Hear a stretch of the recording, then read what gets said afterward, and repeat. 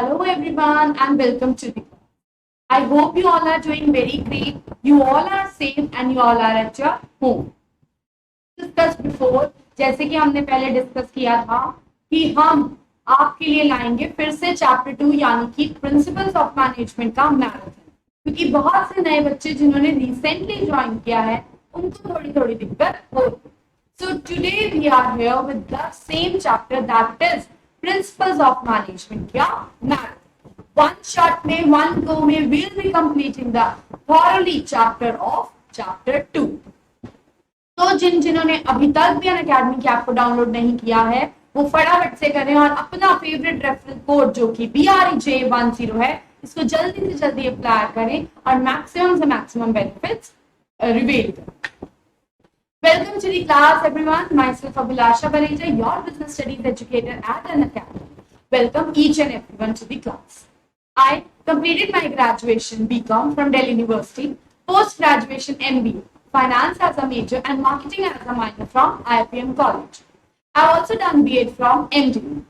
I'm having experience of more than 7 years for grades 11th and 12th business studies. Along with that, I also take subjects like business organizational management, human resource management, and business communication for graduation and post-graduation students. Also, I take a subject of business and commercial knowledge for CA professional students. So students, this was all about me. Now, let's talk actually about the platform where we got the chance to meet each other. That is none other than Unacademy. तो बच्चों, Unacademy एक ऐसी जगह है जहां पे आप एक ही छत के नीचे अपने सारे सब्जेक्ट्स के बारे में कंप्लीट इंफॉर्मेशन ले सकते हैं. और टेलीग्राम के बारे में तो आप सब जानते ही हैं. टेलीग्राम ऐप व्हाट्सएप जैसी फोन पे आप इंस्टॉल कर सकते हैं. और अगर आप अपना फेवरेट चैनल यानी कि कॉमर्स 365 का ग्रुप ज्वाइन कर लेते हैं तो आपको latest notification, latest updates, latest announcement, कौन सी क्लास कब हो रही है, कितने बजे हो रही है और क्या पढ़ाया जाएगा, सबके बारे में कंप्लीट डिटेल मिलती है. अनअकैडमी के ऐप को डाउनलोड करने के लिए if you are an Android user तो आप गूगल प्ले या प्ले स्टोर से जाके डाउनलोड कर सकते हैं. If you are an Apple user तो आप ऐप स्टोर से जाके डाउनलोड कर सकते हैं. आप डाउनलोड करते ही वहां दो तरीके की सब्सक्रिप्शन आए. The first one is the plus and the other one is the icon. आपको मैं दोनों के फीचर्स के बारे में बताऊंगी अलॉन्ग विद देयर चार्जेस, ताकि आपको इजी हो जाए सिलेक्ट करना कि आपको किसको ऑप्ट करना चाहिए. So let's start with the plus. तो प्लस का बच्चों हमारा सबसे पहले और सबसे इंपॉर्टेंट फीचर होता है आप घर बैठे अपने कंफर्ट जोन के हिसाब से पढ़ाई कर सकते हैं. क्योंकि आजकल पेंडेमिक का दौर चल रहा है तो आपको कहीं भी बाहर जाने की जरूरत नहीं है. आप घर बैठे इजीली पढ़ाई कर सकते हैं. आपका जो भी कोर्स है, फॉर एग्जाम्पल क्लास 12 कॉमर्स के आपके जितने सब्जेक्ट्स हैं like business, accounts, English, economics, maths, आप सारे सब्जेक्ट्स की कंप्लीट एजुकेशन एक ही छत के नीचे ले सकते. You are in the hands of the top educators of India. तो आप जो पढ़ाई कर रहे हैं that is one of the bestest education that you are getting here at Unacademy. आपके लिए regular doubt clearing sessions conduct करे जाएंगे, क्योंकि बच्चों अगर हमारे डाउट सारे क्लियर होंगे, अगर हम थॉरो रहेंगे अपने डाउट्स के साथ, हमें कोई भी प्रॉब्लम नहीं होगी चैप्टर में, तो हमारा कॉन्फिडेंस लेवल बढ़ जाएगा और हम इसी कॉन्फिडेंस के साथ आगे भी अपने चैप्टर्स को पढ़ेंगे. None of the point, topic और chapter will be left over. हर चीज to the extent, to the detail आपको यहाँ पे कवर करी जाए. Along with providing you the complete guidance, आपके टीचर्स आपको पढ़ाई तो करवाएंगे, इसी के साथ आपके टीचर्स आपको प्रॉपर मोटिवेशन भी प्रोवाइड करेंगे. जी हाँ बच्चों, आपको प्रॉपर मोटिवेशन प्रोवाइड करनी चाहिए, क्योंकि ये मोटिवेशन आपके लिए बहुत जरूरी है. क्योंकि यहाँ पे आपको प्रॉपर मोटिवेशन हेल्प करेगी कि आप अपने टारगेट से कभी भी ना. Proper study materials in PDF forms will be provided to you. जो भी आपका लिंक होएगा, चैप्टर पढ़ रहे होंगे उसकी डिस्क्रिप्शन में लिंक होएगा, वहां से इजिली नोट्स को डाउनलोड कर सकते. Proper practice test papers will be taken for you. आप जिस भी फॉर्म में देना चाहिए like objective, subjective, MCQ, weekly test, आप जैसे भी देना चाहें आप इजिली दे सकते. Live test series will be taken for you, ताकि आपको पता चल सके हमारा बोर्ड का पैटर्न क्या है. ताकि आपको पता चल सके हमारे किस टाइप के और कैसे क्वेश्चन आने वाले हैं, ताकि जब आप क्वेश्चंस को देखें आप पैनिक ना करें, आप कंफर्टेबली अपने फुल कॉन्फिडेंस में इजीली आंसर्स करें. So all these are the features of the Plus subscription. Now let's have a look over the charges. अगर हम 12 महीने यानी कि 1 साल की सब्सक्रिप्शन की बात करते हैं तो आपको पे करने हैं सिर्फ 1250 रुपीज फॉर अ मंथ. और अगर हम 24 महीने यानी कि 2 साल की सब्सक्रिप्शन की बात करते हैं तो आपको पे करने हैं सिर्फ 1042 रुपीज फॉर अ मंथ. इसी के साथ नीचे दिए गए बॉक्स में अगर आप अपना रेफरल कोड जो कि BREJ10 अप्लाई करोगे तो आपको एडिशनल 10% का डिस्काउंट प्रोवाइड किया जाए. Now this was all about the Plus. Now let's have a talk about the Iconic subscription. तो बच्चों आइकॉनिक सबसे पहले तो वो है जहां पे आपको 1-on-1 मेंटर प्रोवाइड किया जाए. वो 1-on-1 मेंटर जिसके साथ आप इजीली कंफर्टेबली होकर पढ़ाई कर सकते हैं. तो बच्चों हमारी आइकॉनिक सब्सक्रिप्शन उनके लिए सबसे बेस्ट है जो बच्चे इंडिविजुअली पढ़ना चाहते हैं या जो बच्चे ग्रुप में पढ़ के कंफर्टेबल नहीं होते, जिनको लगता है कि हम ग्रुप में पढ़ के इजीली क्वेश्चंस नहीं क्लिक कर पाएंगे या ग्रुप में पढ़ने की वजह से हमारा माइंड इधर उधर डाइवर्ट हो. तो उन बच्चों के लिए हमारी iconic subscription is the best. तो यहाँ पे आपको 1-on-1 मेंटर प्रोवाइड किया जाएगा जिसके साथ आप इजीली पढ़ाई कर सकते. साथ ही आप उसी मेंटर के साथ अपने सारे डाउट्स भी क्लियर कर सकते. वो सारे डाउट जो एक्चुअली में आप इंडिविजुअली इजीली क्लिक कर लोगे जबकि आप ग्रुप में कंफर्टेबली नहीं. Proper weekly reports will be made for you. आपके मेंटर्स आपके लिए वीकली रिपोर्ट्स बनाएंगे ताकि आपको पता चल सके where you actually stand after the end of a week. आप में कितने चेंजेस आए हैं, आप में कितनी इंप्रूवमेंट्स करी है जिसकी वजह से आपको मैक्सिमम बेनिफिट्स हो रहे हैं. Along with being in touch with you, your mentor will also be in touch with your parents. तो आपके पेरेंट्स के साथ भी पूरे कंटेक्ट में रहेंगे because they are actually only one who made you join this big platform. तो यहाँ पे आपके मेंटर आपके पेरेंट्स को भी आपके रिपोर्ट्स के बारे में बताएंगे ताकि उनको भी पता चल सके how much success you are getting after joining this big platform. Proper study planners will be made for you. आपके लिए स्टडी प्लानर्स बनाए जाएंगे ताकि उसी वे में उसी डायरेक्शन में चलकर हम पढ़ाई कर सकें. All these are the benefits of the Iconic subscription. Along with that, in Iconic subscription, you will also get the other benefits of Plus subscription also. आपका Iconic के सब्सक्रिप्शन में Plus के भी सारे फीचर्स यहाँ पे काउंट करे जाएंगे. So it's a very good offer, very big offer, जिसको अगर आप यूज करते हैं you will get maximum and maximum of benefits. Now let's have a look over the charges. अगर हम 12 महीने यानी कि 1 साल की बात करते हैं तो आपको पे करने हैं सिर्फ 2333 रुपीज फॉर अ मंथ. और अगर हम 2 साल यानी कि 24 महीने की बात करते हैं तो आपको पे करने हैं सिर्फ 2000 रुपीज फॉर अ मंथ. इसी के साथ नीचे दिए गए बॉक्स में अगर आप अपना रेफरल कोड जो कि BREJ10 अप्लाई करोगे तो आप एडिशनल 10% डिस्काउंट भी ले सकते. Students, I want to tell, as you all know, as you all must be seeing, this is a premiered session. This is not the live session. So please don't switch off the videos. ये मत सोचना कि क्योंकि ये live नहीं है तो ma'am हमारे doubts कैसे करें. I am available here with you along with your chat box. आपको chat box में जो भी problem है, जो भी दिक्कत है, जो भी issue है, please feel free to drop the message in the chat box. आपके सारे questions को revert किया जाएगा. कोई भी ऐसा पॉइंट नहीं होगा जो आपका मिस हो जाएगा. Each and every topic, each and every problem will be taken here with the complete. Clear? चलिए तो हम chapter start. Just a second.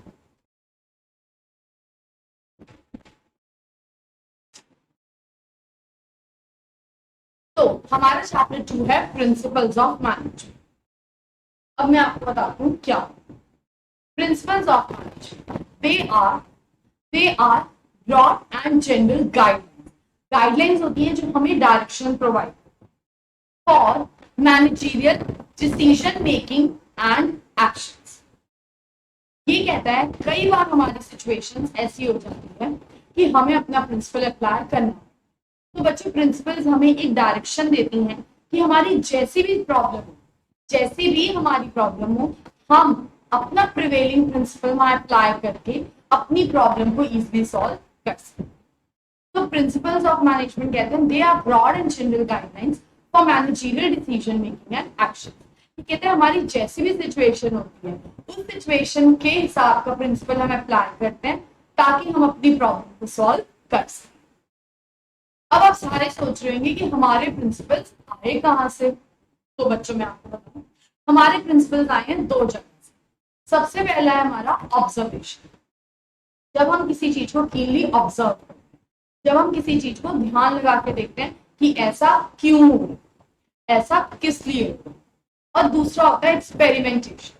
जो चीज हमने ऑब्जर्व करी होती है, जो चीज हमने ऑब्जर्व करी होती है, हम उसको ट्राई करेंगे। What we have observe is correct और नॉट, कि क्या जो हमने ऑब्जर्व किया है वो सही भी है या नहीं। तो प्रिंसिपल्स ऑफ मैनेजमेंट क्या कहते हैं, just a second, let me underline. They are broad and general guidelines for managerial decision making and action. जैसे भी हमारी सिचुएशन होगी उसी के हिसाब का हम प्रिंसिपल अप्लाई करेंगे ताकि हम अपनी सिचुएशन को इजीली सॉल्व कर सकें। डिराइव, ये दो जगह से डिराइव होते हैं। The first one is the observation and the other one is the experimentation. Observation क्या होता है, जब हम किसी चीज को ध्यान लगा के देखते हैं, जब हम किसी चीज को क्या करेंगे, जब हम किसी चीज को ऑब्जर्व करेंगे कि ऐसा क्यों।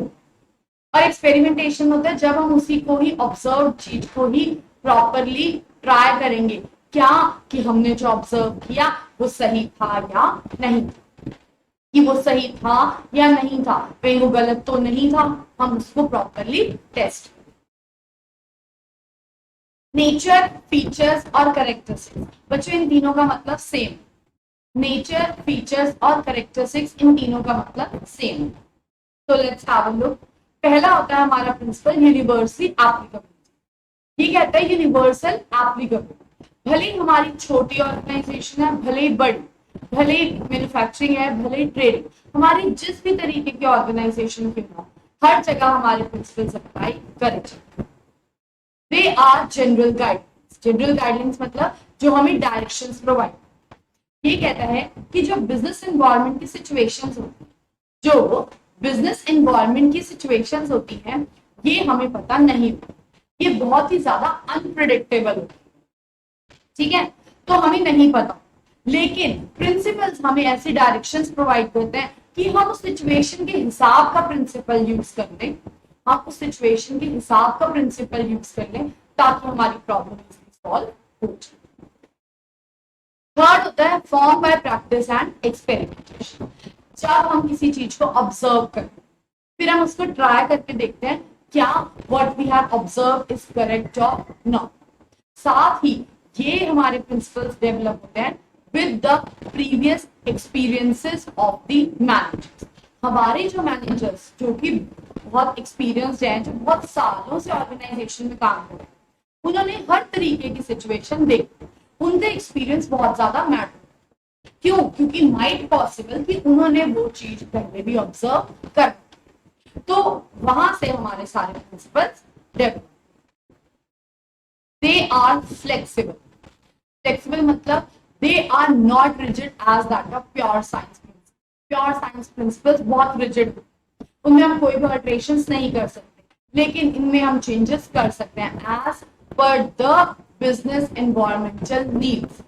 जैसे बिजनेस एनवायरनमेंट की नीड्स होती हैं उसी के हिसाब का प्रिंसिपल हम अप्लाई कर सकते। नेक्स्ट होता है मेनली बिहेवियर। मेनली बिहेवियर मतलब आपको पता है ह्यूमंस, ह्यूमंस ही होते हैं जो ऑर्गेनाइजेशन में रहते हैं, जो ऑर्गेनाइजेशन में काम करते हैं। Humans are the only one who actually make possible work to be happy. तो उन ह्यूमंस का नेचर क्या होता है? उन ह्यूमंस का नेचर होता है बहुत ज्यादा कॉम्प्लेक्स, बहुत ज्यादा डायनामिक, मतलब जो चेंज होता है, अनप्रिडिक्टेबल। हमें नहीं पता होता कि वो क्या सोच रहे हैं, वो क्या करना चाहते हैं। तो हमारे जो प्रिंसिपल्स ऑफ मैनेजमेंट होते हैं, they aim at influencing human behaviour. Cause and effect relationship. ये कहते हैं जैसी हमारी सिचुएशन होगी उस सिचुएशन का प्रिवेलिंग प्रिंसिपल हम अपनी ऑर्गेनाइजेशन में अप्लाई। जैसी सिचुएशन वैसा प्रिंसिपल हम अप्लाई। नेक्स्ट होता है कंटिंजेंट। कंटिंजेंट मतलब डिपेंडेंट, हम अपनी प्रिवेलिंग सिचुएशन के अकॉर्डिंगली उसी का ही डिपेंडेंट प्रिंसिपल हम अप्लाई।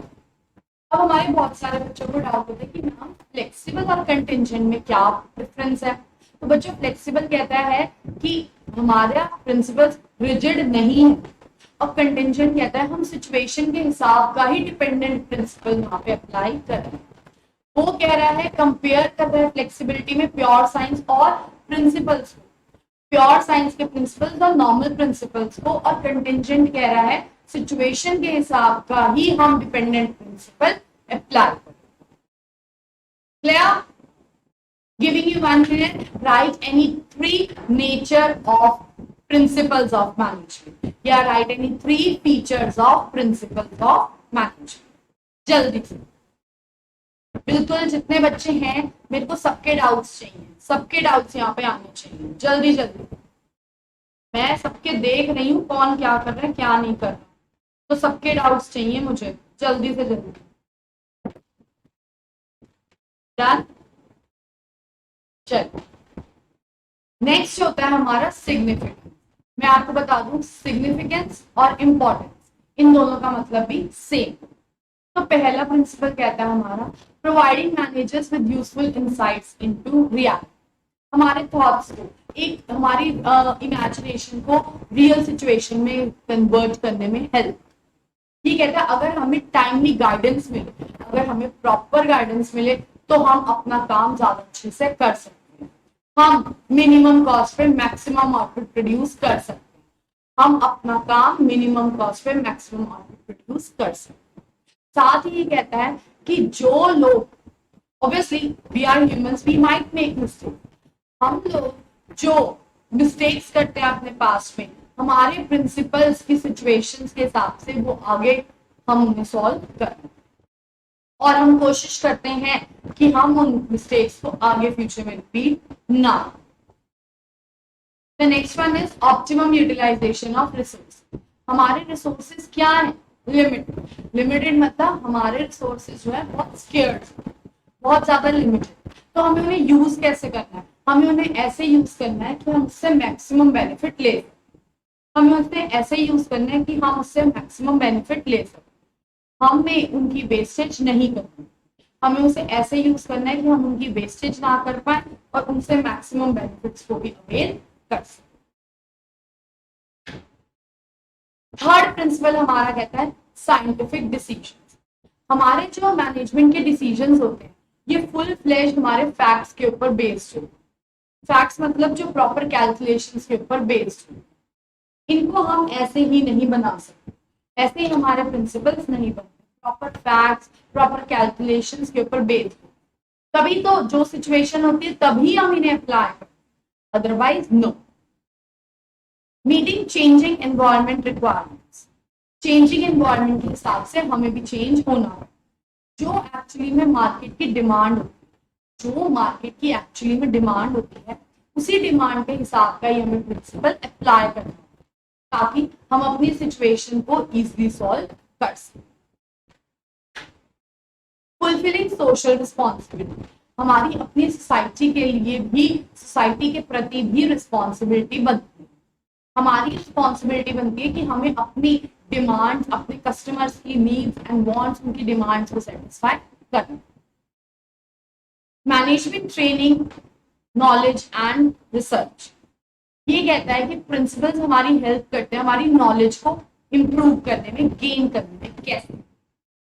अब सिचुएशन आएगी कोई, तो ही तो हम प्रिंसिपल अप्लाई करेंगे, अब कोई सिचुएशन आएगी तभी तो हम प्रिंसिपल अप्लाई करेंगे, और जब हम प्रिंसिपल अप्लाई करेंगे तो उससे क्या होगा, हमें पता चलेगा कि आने वाले टाइम में अगर सेम सिचुएशन आती है तो हमें उससे कैसे डील करना है, हमें उससे कैसे फेस करना है। तो मैनेजमेंट ट्रेनिंग हमारी हेल्प करती है, प्रिंसिपल्स हमारी हेल्प करते हैं हमारी नॉलेज को extra gain. Clear? If anyone is having any doubts in features or importance, please feel free to drop the message in the chat box. Otherwise, write any three importance of principles of management. जल्दी से लिखेंगे सारे बच्चे.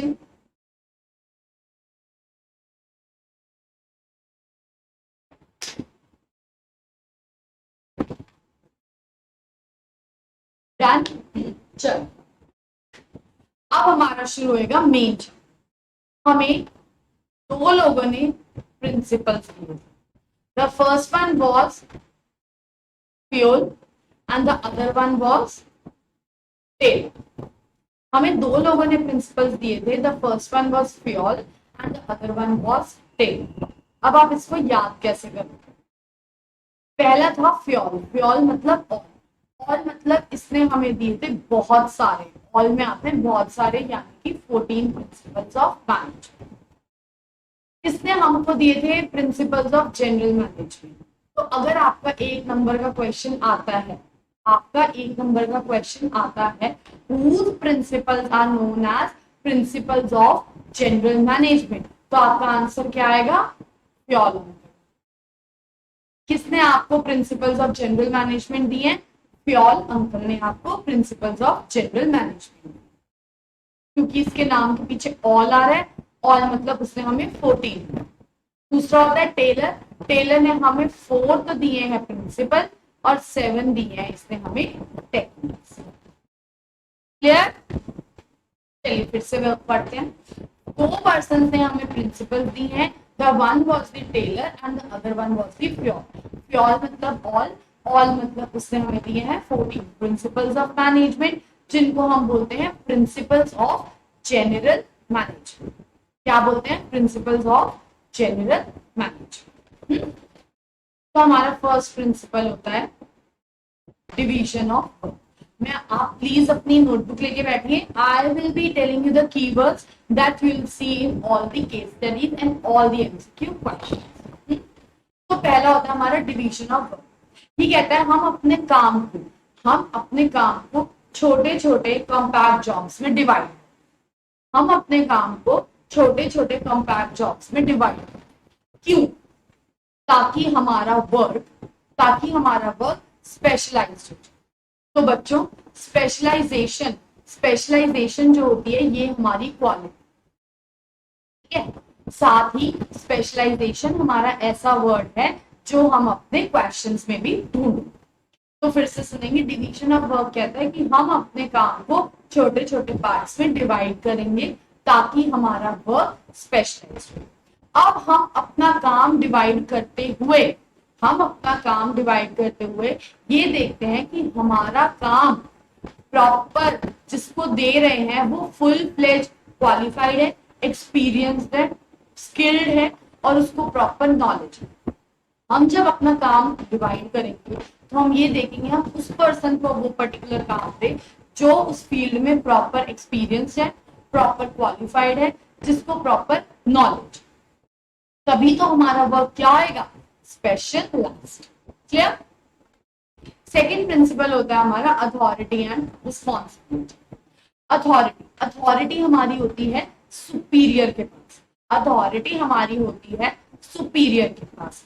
क्या authority होती है? To give the order, to give the commands, to give the task या to give the work. Authority होती है हमारे सुपीरियर के पास to give the work, to give the task, to give the command. Responsibility बच्चों हमारी बनती है सबऑर्डिनेट. क्या? To complete the given work, given task या गिवन ऑर्डर. कैसे? Effectively and efficiently. रिस्पॉन्सिबिलिटी बनती है हमारे subordinate to complete the given work, task या ऑर्डर इफेक्टिवली एंड एफिशिएंटली. ये कहता है अथॉरिटी और रिस्पॉन्सिबिलिटी में प्रॉपर बैलेंस होना बहुत बहुत बहुत ज्यादा जरूरी है. अथॉरिटी और रिस्पॉन्सिबिलिटी में बहुत बैलेंस होना जरूरी. दोनों में से एक भी अगर एक्सीड कर जाती है वो हमारी ऑर्गेनाइजेशन के लिए ठीक नहीं है. एग्जाम्पल मैं कहूं मैं आपको कल टेस्ट दूंगी. ठीक है. आई नो बिल्कुल आप बोर हो गए होंगे इस एग्जाम्पल से, लेकिन क्या करें आपको यही एग्जाम्पल ही हमेशा याद है. अगर आपको मैं कहूँ कल मैं आपका टेस्ट लूंगी पूरी बुक का, तो आपका क्या आएगा? हाथ दर्द, पैर दर्द, सर में दर्द, बॉडी एक, और तो और मैम नेट ही नहीं आ रहा होगा ना। अगर मैं आपको कहूं कि मैं आपका कल सिर्फ एक ही चैप्टर का टेस्ट लूंगी, तो आप उसको पढ़ोगे भी, याद भी करोगे और मुझे अच्छे से टेस्ट दोगे। तो क्यों?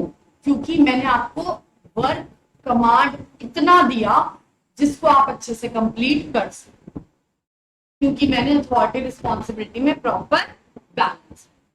अथॉरिटी बच्चों हमारी दो तरीके की होती है, ऑफिशियल एंड पर्सनल, या जिसको हम कहेंगे फॉर्मल और इनफॉर्मल। अथॉरिटी हमारी दो तरीके की होती है, फॉर्मल अथॉरिटी या इनफॉर्मल अथॉरिटी। तो ऑफिशियल और पर्सनल भी है।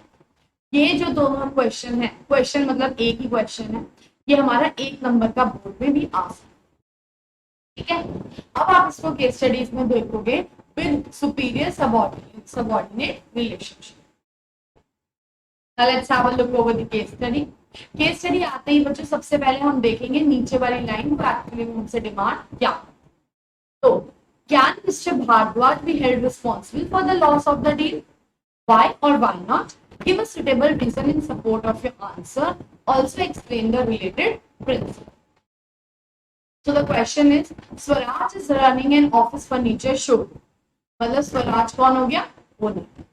Most of his clients are businessmen and they prefer to buy goods on credit. Credit मतलब उधार. Keeping this in mind, he has given the power to the sales manager, Mr. Bhatt.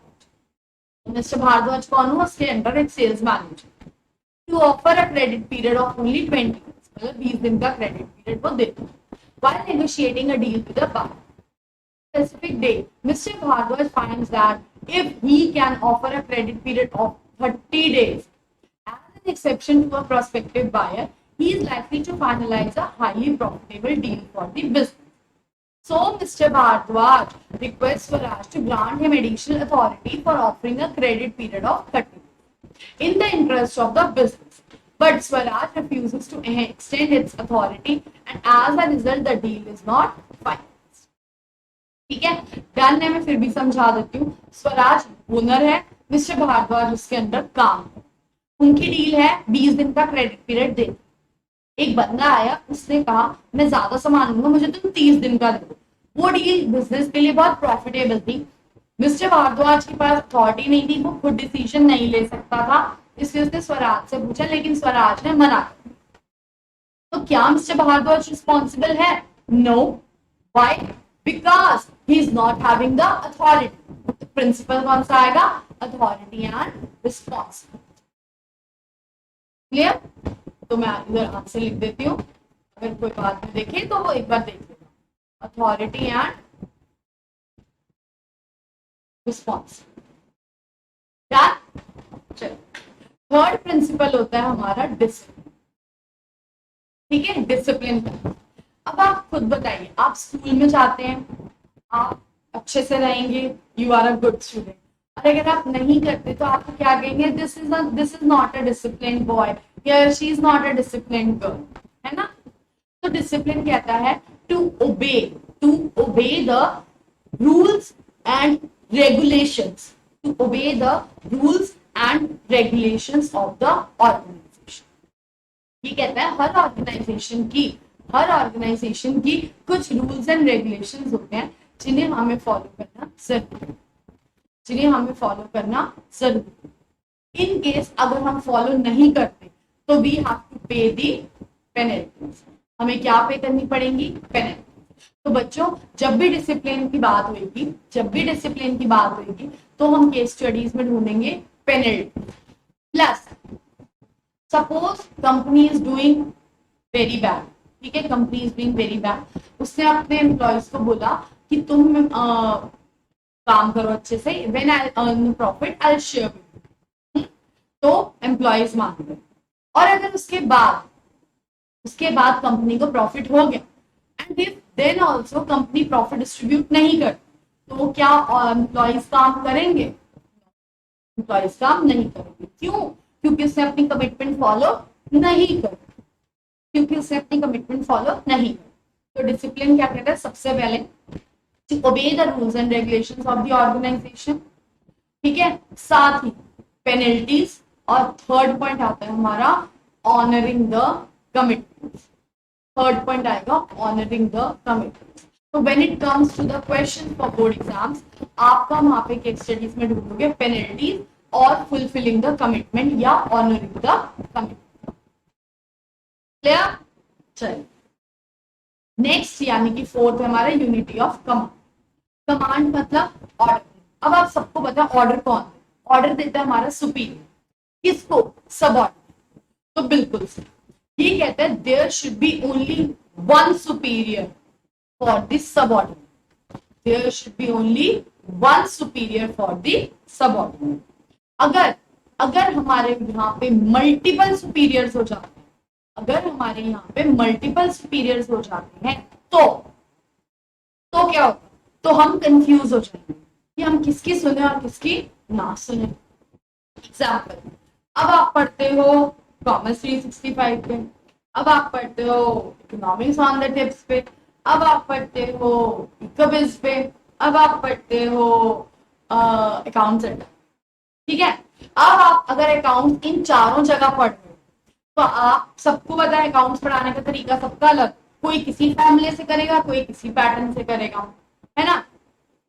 अगर आप चारों जगह पढ़ोगे आपको समझ आएगा आपको किसे फॉलो करना है, नहीं। तो आपको क्या करना चाहिए, आपको एक ही अपना टीचर अपॉइंट करना चाहिए, और मैं तो कहती हूँ आपको सिर्फ और सिर्फ कॉमर्स 365 चैनल पर ही पढ़ना चाहिए। उस पर जो टीचर्स हैं they are the best teachers, ठीक है। फिर आप अगर एक ही जगह पढ़ोगे तो आपको क्या आएगा, आप जो भी पढ़ोगे वन ऑफ द बेस्ट, है ना।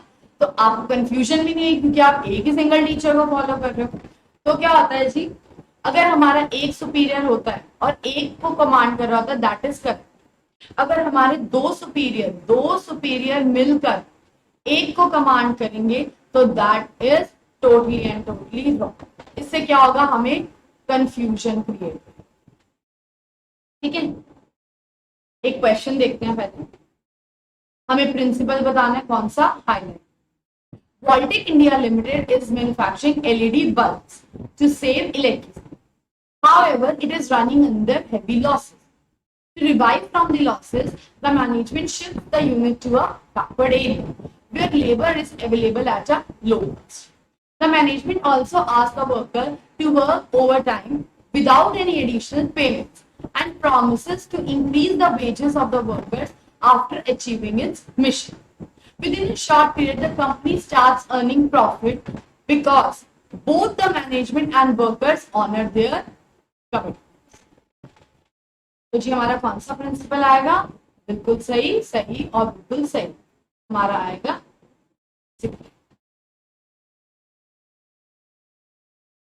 ठीक है।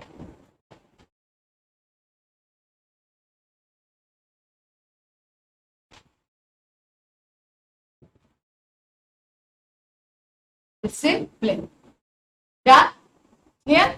चलो नेक्स्ट आता है हमारा unity of direction. Unity of command की ही बहन होती है हमारी यूनिटी ऑफ डायरेक्शन। अब बहन होती है तो भाई बहन का कुछ तो मिलेगा ही। तो हमने उसमें क्या पढ़ा था यूनिटी ऑफ कमांड में, there should be only one head. तो ये भी यही कहता है, ये कहता है हेड तो एक ही होता है, लेकिन क्योंकि ये दीदी है ना, बड़ी है, तो ये एक में तो मानेगी नहीं, है ना। तो वन हेड होएगा और साथ ही होएगा हमारा वन प्लान। क्यों, ताकि हम एक ही गोल की तरफ बढ़ते रहें, ताकि हमें कंफ्यूजन ना हो, ताकि हमारा डुप्लीकेशन ऑफ वर्क ना हो, ताकि हमारी वेस्टेज ना हो। ये कहते हैं ऑर्गेनाइजेशन में हमारा एक हेड होना चाहिए और एक ही प्लान होना चाहिए। तो बच्चों जब हम यूनिटी ऑफ कमांड की बात कर रहे हैं तो उसकी केस स्टडी में हम कीवर्ड ढूंढेंगे one head for the subordinate, और यूनिटी ऑफ डायरेक्शन में हम देखेंगे one head and one plan, one head and one plan. तो चलिए एक डिफरेंस देख लेते हैं। यूनिटी ऑफ कमांड क्या कहता है, one head, unity of direction one head and one plan. Aim, unity of command का एम क्या होता है कि हमारे पास ड्यूअल सबऑर्डिनेट्स नहीं होने चाहिए, ठीक है। और यूनिटी ऑफ डायरेक्शन क्या कहती है, यहाँ पे हमारी ओवरलैपिंग ऑफ एक्टिविटीज बच इम्प्लीकेशन, ये इंडिविजुअल एम्प्लॉय को इफेक्ट करता है और यूनिटी ऑफ डायरेक्शन पूरी ऑर्गेनाइजेशन, क्योंकि प्लान तो पूरी ऑर्गेनाइजेशन का ही होता है। Significance, importance, unity of command क्या कहती है? ये कहती है हमारी ऑर्गेनाइजेशन में डिसिप्लिन लाती है, हार्मनी लाती है, कंफ्यूजन नहीं होता। और यूनिटी ऑफ डायरेक्शन क्या कहती है? यहाँ पे हम सारे मिलकर काम करते हैं, कोऑर्डिनेशन ऑफ एफर्ट्स। अब अच्छा, आप याद कैसे रखोगे? अब हमने ABCD तो पढ़ी है, तो ABC और जिसे नहीं भी पढ़ी वो भी सिर्फ इतनी। तो C कैसे आएगा? पहले, तो पहले आएगा तो इसमें हम सिर्फ और सिर्फ लेंगे 1 हेड, ठीक है, और D बाद में आता तो हम इसमें लेंगे हेड प्लस प्लान, तो इसमें हम लेंगे दोनों चीज। इससे आपको याद रहेगा C क्योंकि पहले आ रहा है, पहले आ रहा है तो हम इसमें सिर्फ एक ही चीज लेंगे, एक ही चीज लेंगे मतलब हम इसमें सिर्फ हेड लेंगे। और D मतलब बाद में आ रहा है, बाद में आ रहा है तो बड़ा हो गया, बड़ा हो गया तो दीदी हो गई, दीदी हो गई तो इसमें हम दो चीजें लेंगे, वो दो चीज लेंगे, हेड भी लेंगे और प्लान। यार, let's have a look on the case study.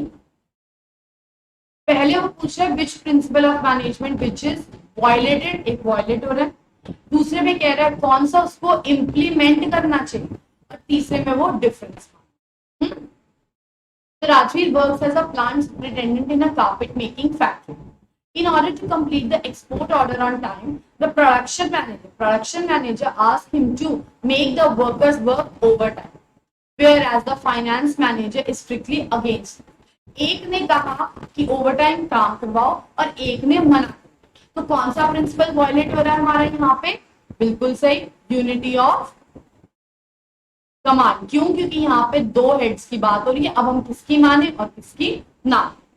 Moreover, Rajveer feels that since the company is manufacturing handmade carpet as well as machine made carpet, मतलब वहां पे दो तरीके के कारपेट्स बनते हैं, एक हैंडमेड बनता है, एक मशीन मेड।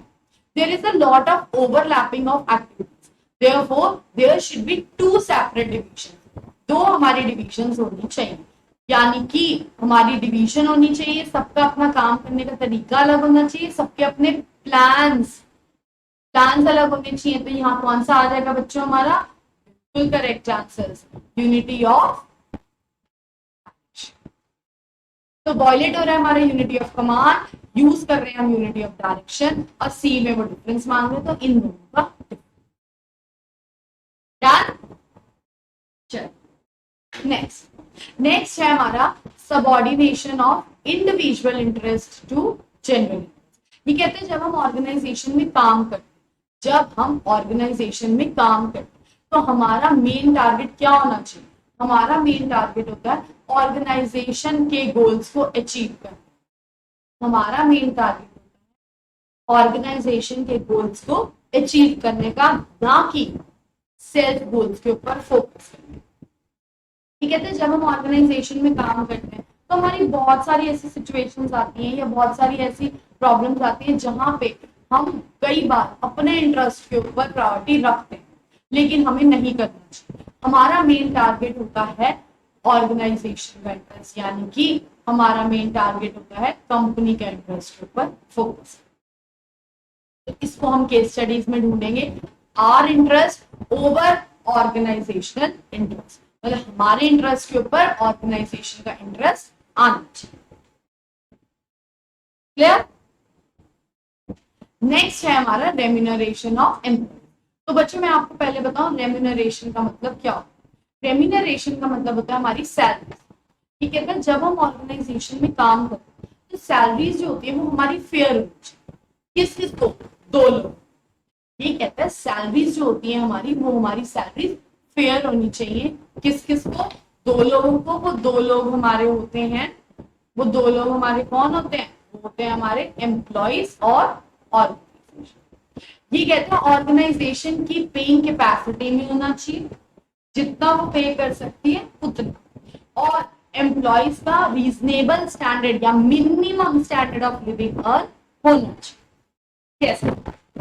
सपोज ऑर्गेनाइजेशन पे कर सकती है सिर्फ एक एम्प्लॉय को 1 लाख, ठीक है, अगर वो उसको हायर कर ले 1.5 लाख, तो भाई 50,000 कहाँ से आएंगे, नहीं होना चाहिए। और एम्प्लॉयज का मिनिमम स्टैंडर्ड ऑफ लिविंग या reasonable standard of living earn होना चाहिए, यानी कि फूड, क्लोथिंग और शेल्टर, उनका ऐसा काम अर्न होना चाहिए। तो रेम्यूनरेशन कहता है जो हमारी सैलरीज होती है या जो हमारे वेजेस होती हैं, it should be fair to both the organisation and the employees. लिख ली केस स्टडी में क्या ढूंढेंगे, it should be in the paying capacity of the organisation and should earn reasonable standard of living for the employees. Clear? Next होता है हमारा centralisation and decentralisation. बहुत important principle है, थोड़ा सा कंफ्यूजन है लेकिन प्यार से पढ़ेंगे तो बैलेंस हो जाएगा। सेंट्रलाइजेशन, सेंट्रलाइजेशन क्या है, ये कहता है हमारा डिसीजन मेकिंग अथॉरिटी। ये कहता है हमारे पास बहुत सारे ऑप्शंस हैं, हमारे पास जब भी कोई डिसीजन लेना तो बहुत सारे ऑप्शंस होते हैं, उनमें से बेस्ट को सिलेक्ट करना, बेस्ट को सिलेक्ट करना सेंट्रलाइजेशन कहलाता है। Choosing the best among the given options. तो आप एक बच्चों एक बात बताओ, चूजिंग द बेस्ट मतलब कि किसके पास वो पावर होगी to choose the best among the given option. Obviously वो पावर होती है हमारे टॉप लेवल के पास, वो पावर होती है हमारे टॉप लेवल के पास, क्या, to choose the best among the given option. ये कहता है हमारे पास जितने ऑप्शंस होते हैं उसमें से हम बेस्ट को सिलेक्ट। दूसरा होता है हमारा डिसेंट्रलाइजेशन, दूसरा होता है हमारा डिसेंट्रलाइजेशन। डिसेंट्रलाइजेशन कहता है जब टॉप लेवल का वर्कलोड बहुत बढ़ जाता है, जब टॉप लेवल का वर्कलोड बहुत बढ़ जाता है तो वो अपने काम को इजी करने के लिए मिडिल और लोअर लेवल में इक्वली काम को डिस्ट्रीब्यूट करना। जब टॉप लेवल का वर्कलोड बहुत बढ़ जाता है तो वो अपने काम को इजी करने के लिए मिडिल और लोअर लेवल में इक्वली काम को डिस्ट्रीब्यूट कर दे। तो ऐसा इसलिए करता है ताकि हर कोई अपने अपने काम के ऊपर फोकस कर सके और ना ही कोई ओवरबर्डन हो ना ही कोई लेस। तो बच्चों इसके लिए हम केस स्टडी में ढूंढेंगे टॉप, मिडिल और लोअर का रिलेशनशिप। साथ ही ये कहता है कि इन दोनों में प्रॉपर बैलेंस होना जरूरी, इन दोनों में प्रॉपर बैलेंस होना भी जरूरी। नेक्स्ट होता है हमारा स्केलर चेन। चेन बच्चों आप सबको पता है चेन का मतलब क्या होता है। चेन होती है एक कड़ी, कड़ी मतलब एक लाइन जो एक से दूसरा, दूसरे से तीसरा मिलता है। ठीक है, तो ऑर्गेनाइजेशन में भी हमें फॉर्मल लाइंस ऑफ अथॉरिटी या चेन ऑफ अथॉरिटी फॉलो करनी चाहिए, फॉर्मल लाइंस ऑफ अथॉरिटी या चेन्स ऑफ अथॉरिटी फॉलो करनी चाहिए। ये कहते हैं अगर हमें किसी भी पॉइंट पे कम्युनिकेशन करनी है, किसी भी पॉइंट पर अगर हमें कम्युनिकेशन करनी है तो हमें एक प्रॉपर हायरार्की फॉलो करनी जरूरी है। वो हायरार्की होती है टॉप से मिडल और मिडल से लो। ठीक है, ये कहता है ऑर्गेनाइजेशन में हमें proper formal lines of authority follow करना जरूरी। वो फॉर्मल लाइंस ऑफ अथॉरिटी होती है हमारी टॉप से मिडल और मिडल से लो। लेकिन यहाँ पे हमारे फियोलॉजी ने दिया था गैंग प्लान। गैंग प्लान क्या कहता है, कई बार हमारी ऑर्गेनाइजेशन में आ जाती है इमरजेंसी, कई बार हमारी ऑर्गेनाइजेशन में आ जाती है इमरजेंसी। उसमें क्या होता है, employees working at same level, employees working at same level can communicate with each other. जब सेम लेवल पे काम करने वाले लोग आपस में इमरजेंसी सिचुएशन पे बात करके कोई इंपॉर्टेंट डिसीजन ले सकते। एग्जाम्पल, ऑर्गेनाइजेशन में लग गई आग। ठीक है, अगर लोअर लेवल सोचे कि मैं पहले मिडिल को बोलूं फिर मिडिल वाला टॉप से पूछे, तब तक तो भाई खत्म ही हो जाएगी। अगर लोअर लेवल वाला आपस में लोअर लेवल से कम्युनिकेट कर ले और कोई प्रॉपर डिसीजन ले ले तो क्या हम उस इमरजेंसी सिचुएशन को कंट्रोल कर सकते हैं? बिल्कुल। तो स्केलर चेन कहता है कि हम यहाँ पे यूज करते हैं फॉर्मल लाइंस ऑफ अथॉरिटी, लेकिन हम गैंग प्लान का तब यूज करते हैं जब हमारी ऑर्गेनाइजेशन में कोई इमरजेंसी सिचुएशन आए। तब सेम लेवल के एम्प्लॉइज आपस में कम्युनिकेट करके प्रॉपर डिसीजन ले सकते। क्लियर? तो बच्चों इसको केस स्टडीज के लिए या इसको क्वेश्चंस के लिए लिख लो formal lines of authority. Now let's have a look over the question. Identify and explain the various principles. Neeraj is selected for the post of software developer in an IT company. On the first day of his joining, Mehul, his project manager, tells Neeraj that during the course of his work, he will come across many such opportunities which will tempt him to misuse his power for individual or family's benefit at the cost of larger general interest of the company. यानी कि वो कह रहा है कई बार हमारे पास ऐसी situation आएंगी जहां पे हमारा मन करेगा कि हम उस पावर को अपने लिए यूज कर लें बल्कि ऑर्गेनाइजेशन के लिए यूज ना। तो यहाँ पे हमारा प्रिंसिपल आता है subordination of individual interest over या टू जनरल इंटरेस्ट। ठीक है, साथ ही वो कहता है in such situation he should rather exhibit exemplary behaviour as it will rise its statue in the eyes of the company. Also for interacting with anyone in the company on official matters he should adopt the formal line chain of authority and communication. यानी कि बिल्कुल सही सही बोल रहे हैं सारे बच्चे, यानी कि स्केलर चेन, हमें स्केलर चेन फॉलो करना जरूरी। डन? क्लियर? चलो नेक्स्ट होता है हमारा ऑर्डर। ऑर्डर कहता है proper place for everyone and everything in an organisation. तो इसको पहले लिख लो वर्ड्स के लिए, proper place for everyone and everything. ये कहता है ऑर्गेनाइजेशन में भले मैन है, मटीरियल है, मशीनरी है, टेक्नोलॉजी, कोई भी है, हर किसी के लिए एक प्रॉपर प्लेस होना बहुत बहुत बहुत ज्यादा जरूरी।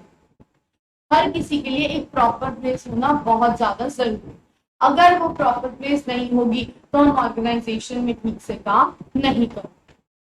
तो ये कहता है ऑर्गेनाइजेशन में हर चीज के लिए एक प्रॉपर प्लेस होना बहुत ज्यादा जरूरी। इक्विटी बहुत ही प्यारा प्रिंसिपल है। ये कहते हैं there should be no discrimination, पहले तो आप लिख दो no discrimination on part of language, caste, creed etcetera. ये कहता है अगर कोई भी एम्प्लॉय सेम लेवल पे काम कर रहा है, अगर कोई एम्प्लॉय सेम लेवल पे काम कर रहा है तो उन दोनों को इक्वल ट्रीटमेंट मिलना चाहिए। कोई भी एक दूसरे में भेदभाव नहीं होना चाहिए on part of language, caste, creed, किसी भी भाषा पे, नेशनैलिटी पे नहीं होना चाहिए, स्पेशली आजकल के दौर में। अब आप सबको पता है आजकल का जो हमारा दौर चल रहा है वो पूरा का पूरा एमएनसी का चल रहा है। ठीक है, तो हमें इस दौर में कोई भेदभाव नहीं करना, हमें ऐसा कोई भेदभाव वाला काम नहीं करना, हमें हर किसी को इक्वल लेकर ही चलना। Done? Let's have a look over the case study. Hina and Harish are typists in a company, दो typists हैं, having the same educational qualification. Hina gets rupees 3,000 per month and Harish gets rupees 4,000 per month as salaries for the same working hours. Which principle of management is being violated? एक दोनों same level पे काम करें, एक को 3,000 मिल रहा है, एक को 4,000, कौन सा प्रिंसिपल वायलेट हो? बिल्कुल ठीक आंसर दे रहे हैं सारे। ये तो बड़ा प्यारा क्वेश्चन है आप सबके लिए and the answer is equal. Correct. Next है हमारा स्टेबिलिटी ऑफ पर्सन। ये कहते हैं जब भी कोई नया मेंबर ऑर्गेनाइजेशन ज्वाइन तो ऑब्वियसली वो जब ज्वाइन करता है तो वो बहुत सारे प्रोसीजर्स को फॉलो करकर ही ज्वाइन। जब कोई नया मेंबर ऑर्गेनाइजेशन ज्वाइन करता है तो वो बहुत सारे प्रोसीजर्स को फॉलो करकर ही ज्वाइन। तो हमें उसे थोड़ा सा टाइम प्रोवाइड करना चाहिए ताकि वो अपने रिजल्ट्स शो कर सके। हमें उसे थोड़ा सा टाइम प्रोवाइड करना जरूरी ताकि वो ऑर्गेनाइजेशन को समझ सके, ऑर्गेनाइजेशन उसको समझ सके, वो नए एनवायरनमेंट में ढल सके और नया एनवायरनमेंट उसको अपने में ढाल सके। ठीक है, तो जब भी कोई न्यू मेंबर ऑर्गेनाइजेशन ज्वाइन करता है तो हमें उसे थोड़ा सा टाइम प्रोवाइड करना चाहिए ताकि वो ऑर्गेनाइजेशन में एडजस्ट। अगर अगर बच्चों को रेगुलर बेसिस पर अगर कोई रेगुलर बेसिस पर ऑर्गेनाइजेशन चेंज करता है, अगर कोई रेगुलर बेसिस पर ऑर्गेनाइजेशन चेंज करता है तो उसको न्यू जॉब इजली नहीं मिलती, तो उसको न्यू जॉब इजली नहीं मिलती। और अगर रेगुलरली एम्प्लॉयज को ऑर्गेनाइजेशन निकालती, और अगर कोई ऑर्गेनाइजेशन रेगुलरली अपने एम्प्लॉयज को निकालती है तो उसकी मार्केट में गुडविल डिक्लाइन हो जाएगी, क्योंकि मार्केट में ये हो जाएगा कि यहाँ पे कौन काम करे, ये तो बहुत जल्दी एम्प्लॉयज को चेंज। तो इसको हम केस स्टडीज में देखेंगे कि time should be provided to get settle down in the organisation. Time should be provided to get settle down in the organisation. Next होता है हमारा इनिशिएटिव। इनिशिएटिव कहता है कि हमें एम्प्लॉयज को एनकरेज करना चाहिए, हमें अपने वर्कर्स को एनकरेज करना चाहिए कि वो ऑर्गेनाइजेशन में आए और अपने वैल्यूएबल सजेशंस दें। और अगर उनके सजेशंस अच्छे होते हैं और अगर हम उनको यूज करते हैं ऑर्गेनाइजेशन, और अगर हम उनको यूज करते हैं then they should be rewarded for the same. अगर हम किसी वर्कर के या किसी एम्प्लॉय के सजेशंस को यूज करते हैं तो वो कॉन्फिडेंट होते हैं। अगर हम उनको इन्वॉल्व करते हैं डिसीजन मेकिंग में ऑर्गेनाइजेशन की तो उनका कॉन्फिडेंस लेवल बूस्टअप होएगा, वो और ज्यादा अच्छे से ऑर्गेनाइजेशन में काम करें। तो इनिशिएटिव को हम ढूंढेंगे सजेशन सिस्टम्स। चलिए केस स्टडी पढ़ते हैं। पहले को मांग रहा है identify the principle of management which Gurpreet is unable to apply and is perpetually on a look for the new staff. तो Gurpreet is running a retail mart in Varanasi to provide various types of products of daily use under one roof to the buyers. The employee turnover in his business is very high and he is perpetually on a lookout for new staff. The fact of the matter is that he lacks managerial skills and assigns work to his employees on ad hoc basis without letting them settle down in a specific. वो time ही नहीं देता था, इसके अलावा वो काम को अगले चेंज करता था। This approach of his creates a sense of insecurity among the employees and they tend to leave the job very quickly, जिसकी वजह से वो बहुत जल्दी जॉब छोड़ते हैं। तो यहाँ पे क्या हो जाएगा हमारा प्रिंसिपल? हमारा प्रिंसिपल हो जाएगा stability of clear. However, he is very good fearing person and offers fair wages to his employees so that they can afford a reasonable standard of living. यानी कि यहाँ पे हमारा कौन सा हो जाएगा? यहाँ पे हो जाएगा हमारा remuneration of employees. Done?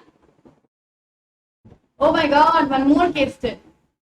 Telco Limited manufactures files and folders from old clothes to discourage the use of plastic files and folders.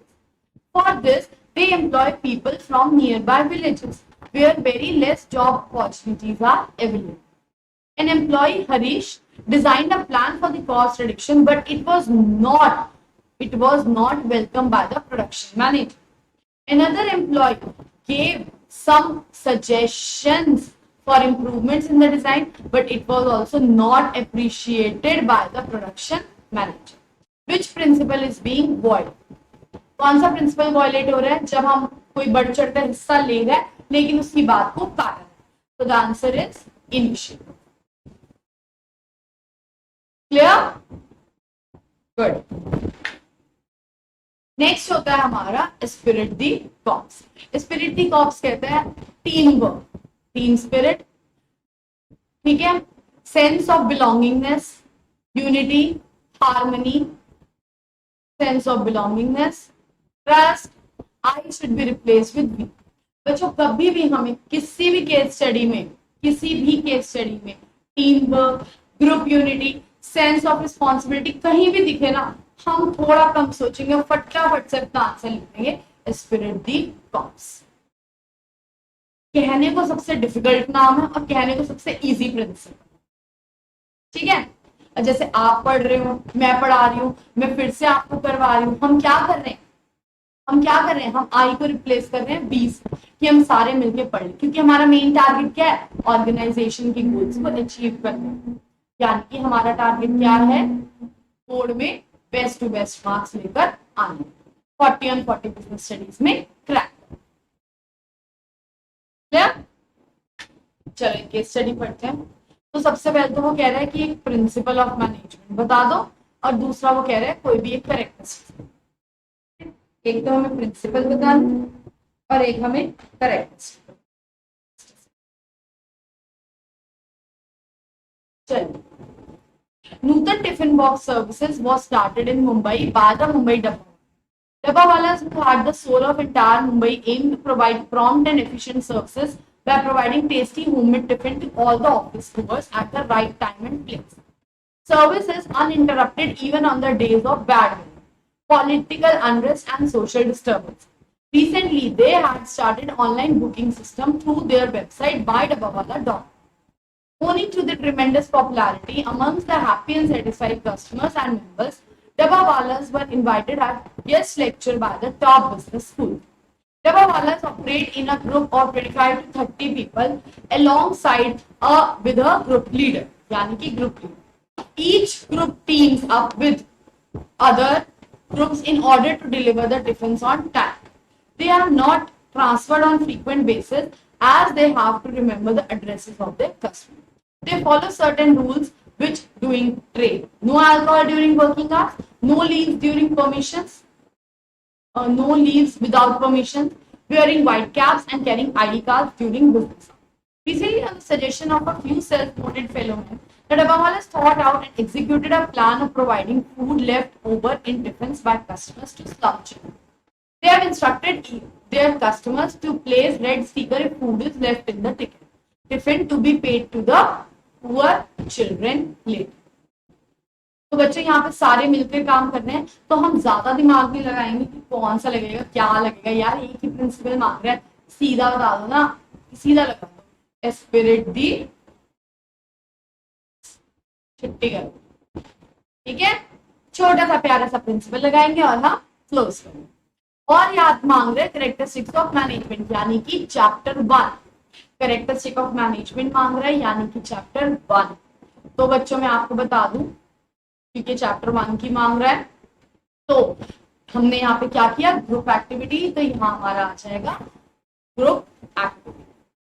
ठीक है, ग्रुप में काम कर रहा है, टीम में काम कर रहा है, तो हमारा फीचर आ जाएगा group activity. Clear? Giving you 1 minute to go through it once again, फिर हम आगे बढ़े।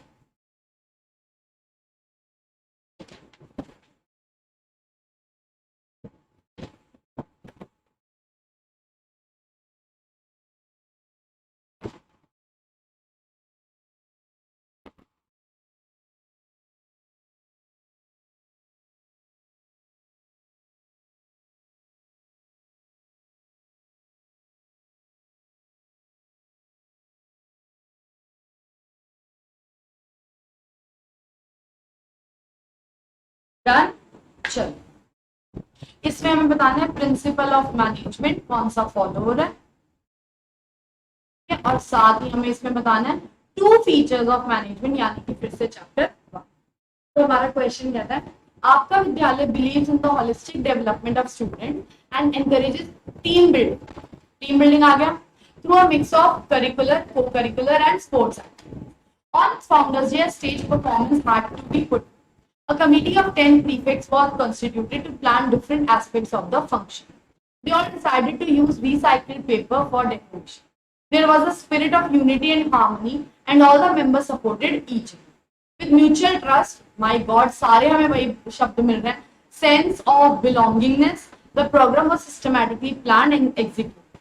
Kartik, one of the prefects, realized that the group had unknowingly applied one of the principles of management while planning and executing the program.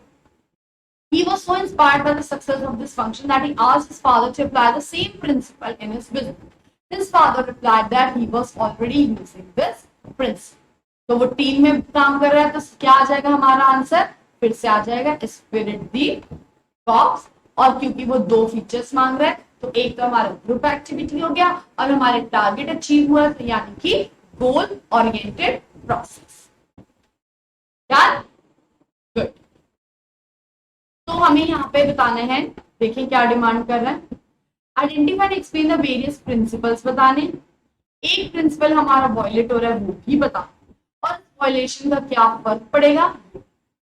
Radhika opens a jewelry showroom in Jaipur after completing a course in jewelry design. She has employed 11 persons in her showroom. For greater productivity, she divides the work into small tasks and each employee is trained to perform his/her specialized job. His salesperson are allowed to close a deal with a buyer by giving a maximum of 10% discount. Whereas the decision to make, मैं आपको time दे रही हूँ, आप answers लिखते रहो तब तक मैं बात करूँ. Whereas the decision to give any further discount rests with Radhika as the final authority. In the earlier days of starting of the business, 5 of her employees were asked to put in extra hours of work. In return, she had promised to give them a special incentive within a year. Therefore, after 6 months, मतलब incentives दे रही है, ठीक है, और यहाँ पे final authority की बात हो रही है. Therefore, after 6 months, when the business was doing well, she awarded a cash business to each of the employees to honor her commitment. However, when it comes to settling the conflicts among the employees, she tended to be more biased towards her female employees. तो बच्चों पहले यहाँ division की बात हो रही है, तो हमारा यहाँ पे आ जाएगा डिवीजन ऑफ वर्क, क्योंकि स्पेशलाइजेशन और डिवीजन ऑफ वर्क की बात हो रही है. अब फिर यहाँ पे हमारी बात हो रही है फाइनल अथॉरिटी, तो यहाँ आ जाएगा हमारा सेंट्रलाइजेशन एंड सेंट्रलाइजेशन, ठीक है. थर्ड हमारी हो रही है ऑनर हर कमिटमेंट, तो यहाँ पे हमारा आ जाएगा डिसिप्लिन. और फिर यहाँ पे 3 प्रिंसिपल तो हमारे वो यूज कर रही है. अब वो बायस्ड हो रही है फीमेल के साथ, यानी कि मेल को क्या कर रही है, ऑडिट कर रही है, तो यहाँ पे हमारा हो जाएगा इक्विटी. अब इसका हमारे पे इफेक्ट क्या पड़ेगा, इसका हमारे पे इफेक्ट पड़ेगा कि male staff will not at all feel comfortable, mail staff will not at all feel comfortable while working with Radhika. तो बच्चों हमारे 3 प्रिंसिपल यूज हो रहे हैं, पहला डिवीजन ऑफ वर्क, दूसरा सेंट्रलाइजेशन एंड डिसेंट्रलाइजेशन, तीसरा आएगा हमारा डिसिप्लिन. वॉयलेट हो रहा है हमारा इक्विटी, और इक्विटी वॉयलेट होने का क्या फर्क पड़ेगा कि male staff will not feel comfortable to work with. Clear? अब हमें इसमें प्रिंसिपल्स बता रहे हैं क्या क्या यूज है. Raj and Simran are both qualified eye surgeons and good friends. After obtaining a certificate of practice, they decided to pursue a career of their own choice. Raj starts an eye care center in the city, whereas Simran joins a government hospital in a small village. They met after a long time in a party. Raj invites Simran to visit his eye care center and she accepts his invitation. She observes at her clinic that there is a fixed place for everything and everyone. And it is present there so that there is no hindrance in the activities of the clinic. Also, Raj always tends to replace I with we in all the conversation with the staff. Later on, Raj shares that with her that he always deals with lazy sternly to send the message that everyone is equal in his eyes. तो बच्चों proper place for everyone and everything तो आ जाएगा हमारा order. आई को B से replace कर रहे हैं तो हमारा आ जाएगा स्पिरिट दी कॉप्स, ठीक है, और इक्वल में आ जाएगा हमारा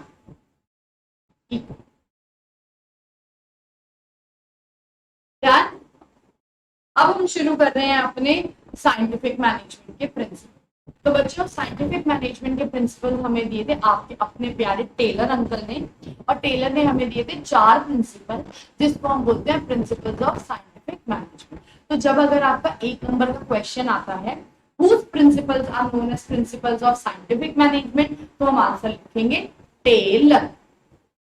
give me 1 minute to have that.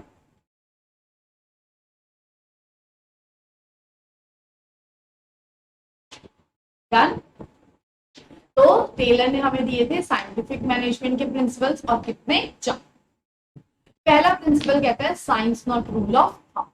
ये कहता है ऑर्गेनाइजेशन में हमारे पास इतना टाइम नहीं, तो हमें अपनी ऑर्गेनाइजेशन में हिट एंड ट्रायल मेथड्स को छोड़कर वो मेथड्स अडॉप्ट करने हैं जो हमें मैक्सिमम एफिशिएंसी प्रोवाइड कर। ये कहता है इन मेथड्स के through, hit and trial methods के थ्रू हमारा बहुत टाइम वेस्ट होएगा, साथ ही हमारे मटेरियल्स भी बहुत सारे वेस्ट होंगे। तो हमें वो सारे मेथड्स अडॉप्ट करने हैं जिससे हमें ऑलरेडी मैक्सिमम एफिशिएंसी मिलती है, जहां पे हम मिनिमम कॉस्ट पे मैक्सिमम आउटपुट प्रोड्यूस करते हैं, जहां पे हम अपने टारगेट इजीली कंप्लीट कर। तो बच्चों जब हम केस स्टडी में ढूंढेंगे तो हमारा आएगा science not rule of thumb में hit and trial method. Second principle होता है हमारा हार्मनी नॉट डिस्कॉर्ड। तो बच्चों हार्मनी का मतलब होता है सुख शांति, डिस्कॉर्ड का मतलब होता है लड़ाई। तो ऑर्गेनाइजेशन में हमें सुख शांति मेंटेन करनी है, ना कि लड़ाई। कैसे?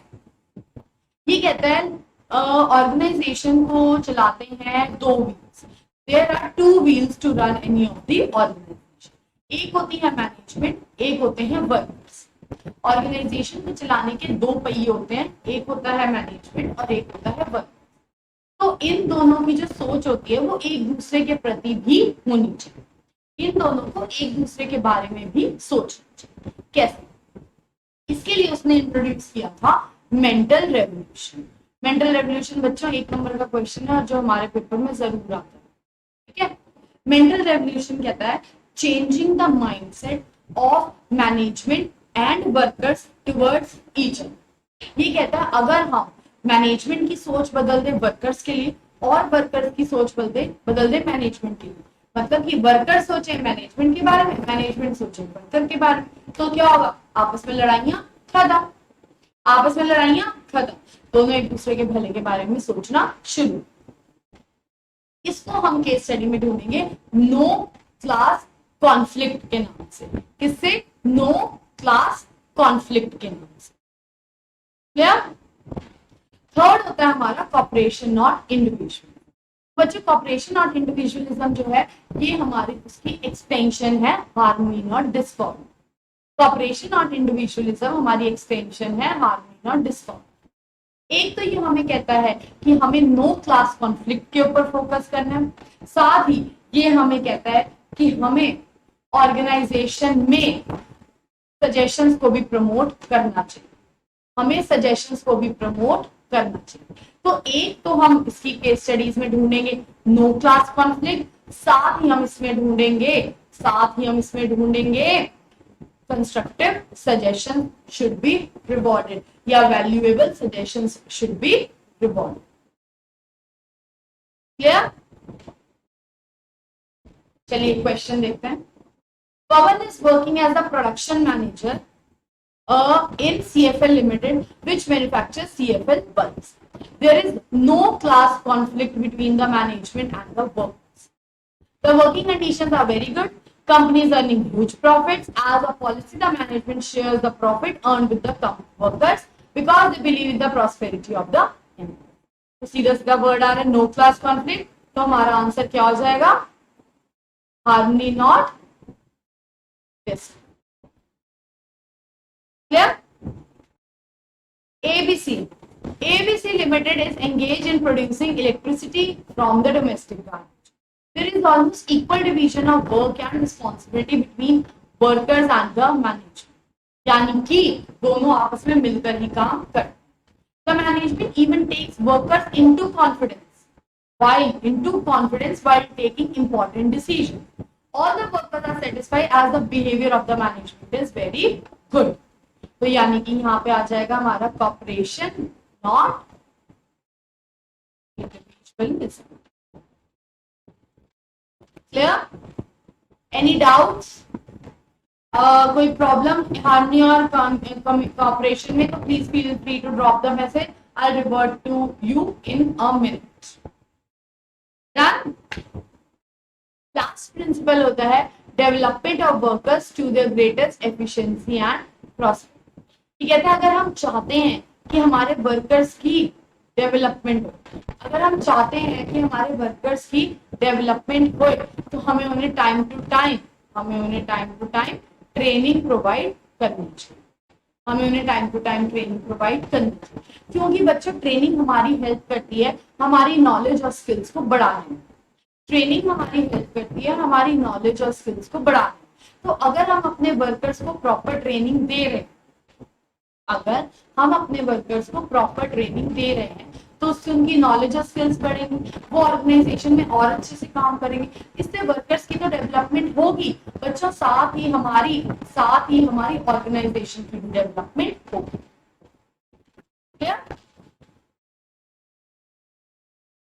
तो चलिए एक क्वेश्चन देखते हैं। ये कहता है Hrithik is desirous of setting up a small factory to manufacture, sorry my mistake, पहले हमें क्या देखना है, what the question is demanding. तो क्वेश्चन इज डिमांडिंग हमें साइंटिफिक मैनेजमेंट के प्रिंसिपल्स बताना। तो Hrithik is desirous of setting up a small factory to manufacture different kinds of eco friendly packaging material. He proposes to adopt a logical approach to his business rather than hit and trial method, as he knows that this can result in tremendous saving of human energy as well as wastage of paper and material. He plans to adopt paternalistic style of management in practice in order to avoid any kind of class conflict that may emerge between him and the workers. Moreover, he plans to seek the opinion of his workers before taking any important decision, so offers incentives to them for providing valuable suggestions for the business. तो बच्चों यहाँ पे hit and trial आ रहा है, तो हमारा आ जाएगा यहाँ पे साइंस नॉट रूल ऑफ हम। क्लास कंफ्लिक्ट की बात आ रही है तो यहाँ पे आ जाएगा हमारा हार्मनी नॉट डिस्कॉर्ड, और वैल्यूएबल सजेशंस की बात आ रही है तो हमारा यहाँ पे आ जाएगा cooperation not individualism. Clear? Any doubt, any problem? Clear? हमारे आते हैं एक कॉम्बिनेशन वाले क्वेश्चन। कॉम्बिनेशन आई नो आपको थोड़ा अलग लग रहा होगा, बट फिर भी कॉम्बिनेशन हमारा कहता है, हमारी स्टेटमेंट आती है the principles of Taylor and Fayol are mutually complement. Principles of Taylor and Fayol are mutually complement. ठीक है, तो कुछ प्रिंसिपल टेलर और फ्यूल के आपस में मिलते, तो वो उनके हमने 3 सेट बनाए। जी हाँ, ये 3 सेट ही है, इसके अलावा आपको कोई और सेट नहीं याद करना। अगर आप चाहें तो आप इन्हें रट भी सकते हैं, अगर आप इन्हें समझना चाहें तो आप इन्हें समझ भी सकते हैं। ठीक है, एंड आई वुड सजेस्ट कि आपको इसे समझना चाहिए। ठीक है, और जो बच्चे रटने के मूड में है तो वो रट। क्लियर? बस आपको छोड़ना नहीं है, खाना तो है इसमें। ओके, तो 1 मिनट रुकेंगे। तो पहला हमारा होता है हार्मनी नॉट डिस्कॉर्ड के साथ रेम्यूनरेशन। तो बच्चों पहले हम एक उठाएंगे, हम कहते हैं हार्मनी। हार्मनी नॉट डिस्कॉर्ड हमारा क्या है? ये कहते हैं हमारी नो क्लास कॉन्फ्लिक्ट होना चाहिए, यानी कि ऑर्गेनाइजेशन को चलाने वाले कौन होते हैं? 2 लोग। वो 2 लोग कौन से होते हैं? मैनेजमेंट और वर्कर्स। तो मैनेजमेंट तो वर्कर्स के बारे में और वर्कर्स को मैनेजमेंट के बारे में सोचना चाहिए। हार्मनी नॉट डिस्कॉर्ड क्या कहता है? मैनेजमेंट को चलाने वाले 2 लोग होते हैं। कौन से? एक ऑर्गेनाइजेशन को चलाने वाले 2 लोग होते हैं, एक होती है मैनेजमेंट, एक होते हैं वर्कर। तो मैनेजमेंट को वर्कर्स के बारे में सोचना चाहिए, वर्कर्स को मैनेजमेंट के बारे में। और रेम्यूनरेशन क्या कहता है? हमारी जो सैलरीज होती हैं वो फेयर होनी चाहिए। हमारी जो सैलरीज होती हैं वो फेयर होनी चाहिए। फेयर मतलब कि it should be fair to both organisation and employees. Organisation की पेइंग कैपेसिटी में होना चाहिए, एम्प्लॉयज का मिनिमम स्टैंडर्ड ऑफ लिविंग होना चाहिए। अब आप बच्चों देखोगे हार्मनी में भी हम मैनेजमेंट और वर्कर्स की बात करें, रेम्यूनरेशन में भी हम मैनेजमेंट और वर्कर्स की बात करें, तो दोनों में सेम बातें हो रही हैं, लेकिन घुमा फिर दोनों एक दूसरे को कॉम्प्लीमेंट करते हैं। तो पहला सेट हमारा निकलता है हार्मनी नॉट डिस्कॉर्ड के साथ रेम्यूनरेशन ऑफ एम्प्लॉयज।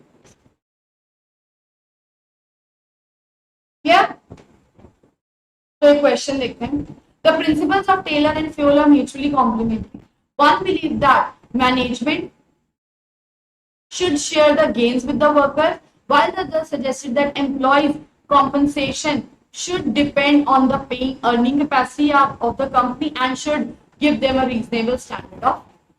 तो हमारे यहाँ पे कौन सा आ जाएगा, हार्मनी वाला सेट आ जाएगा, साथ में आ जाएगा रेम्यूनरेशन ऑफ एम्प्लॉय। क्लियर? चलो दूसरा सेट आता है हमारा कॉपरेशन और इंडिविजुअलिज्म के साथ इनिशिएटिव। अब कॉपरेशन क्या कहता है, एक तो हमें नो क्लास कॉन्फ्लिक्ट होता है, साथ ही हमें फॉलो करने होते हैं कंस्ट्रक्टिव सजेशन, यानी कि वैल्यूएबल सजेशंस के ऊपर भी फोकस करना है। और इनिशिएटिव बच्चों हमारा क्या कहता है, इनिशिएटिव भी हमारा क्या कहता है, इनिशिएटिव कहता है कि हमें अपने वर्कर्स को एनकरेज करना चाहिए कि वो ऑर्गेनाइजेशन में अपने वैल्यूएबल सजेशंस दें, और अगर वो अच्छे सजेशन देते हैं दे शुड बी रिवॉर्ड। तो बच्चों देखिए आप दोनों में ही सजेशंस की बात हो रही है, बच्चों दोनों में ही सजेशंस की बात हो रही है, तो ये दोनों आपस में complementary. Now let's have a look over the case study. The principles of Taylor and Fayol are mutually complementary. One believed that management should not close its ear to constructive suggestions made by the employees, while the other suggested that a good company should have an employee suggestion system, whereby suggestion should be substantial time or cost reduction should be rewarded. दोनों में suggestions की बात आ रही है, तो हमारा क्या आ जाएगा, हमारा आ जाएगा आंसर बिल्कुल सही, कॉपरेशन के साथ इनिशिएटिव, कॉपरेशन और इंडिविजुअलिज्म के साथ इनिशिएटिव। डन। थर्ड सेट होता है हमारा डेवलपमेंट ऑफ वर्कर्स के साथ आता है हमारा डिवीजन ऑफ। बच्चों डेवलपमेंट ऑफ वर्कर्स क्या कहता है, डेवलपमेंट ऑफ वर्कर्स कहता है कि हमें टाइम टू टाइम क्या प्रोवाइड करनी चाहिए, ट्रेनिंग। हमें टाइम टू टाइम क्या प्रोवाइड करनी चाहिए, ट्रेनिंग। ट्रेनिंग अगर हम प्रोवाइड करेंगे तो वो क्या होंगे, और ज्यादा स्पेशलाइज होंगे, उनकी डेवलपमेंट रहेगी तो वो स्पेशलाइज होंगे। और बच्चों हमारा डिवीजन ऑफ वर्क किसके ऊपर फोकस करता है, ये भी कहता है हर चीज हमारी क्या होनी चाहिए, स्पेशलाइज। तो दोनों सेम बात के ऊपर फोकस कर रहे हैं, दोनों सेम बात के ऊपर फोकस कर रहे हैं, इसलिए दोनों कॉम्प्लीमेंट्री। फिर से सुनेंगे, पहला सेट होता है हमारा हार्मनी नॉट डिस्कॉर्ड के साथ रेम्यूनरेशन ऑफ एम्प्लॉइज। दूसरा सेट होता है हमारा कॉपरेशन और इंडिविजुअलिज्म के साथ इनिशिएटिव। तीसरा सेट होता है हमारा development of workers to the greatest efficiency and prosperity के साथ डिवीजन ऑफ वर्क। डन।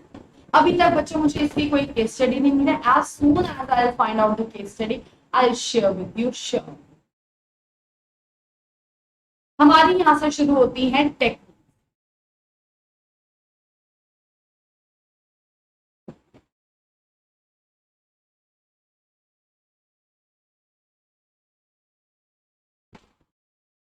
ठीक है, हमें मिली थी 7 टेक्निक्स, हमें मिली थी 7 टेक्निक्स। पहली हमारी टेक्निक है फंक्शनल फोरमैनशिप। फंक्शनल फोरमैनशिप ये कहते हैं कि हम लोअर लेवल को 8 स्पेशलिटीज में डिवाइड करते, हम अपने लोअर लेवल को 8 स्पेशलिटीज में डिवाइड करते हैं। क्यों? ताकि हमारा वर्क स्पेशलाइज्ड।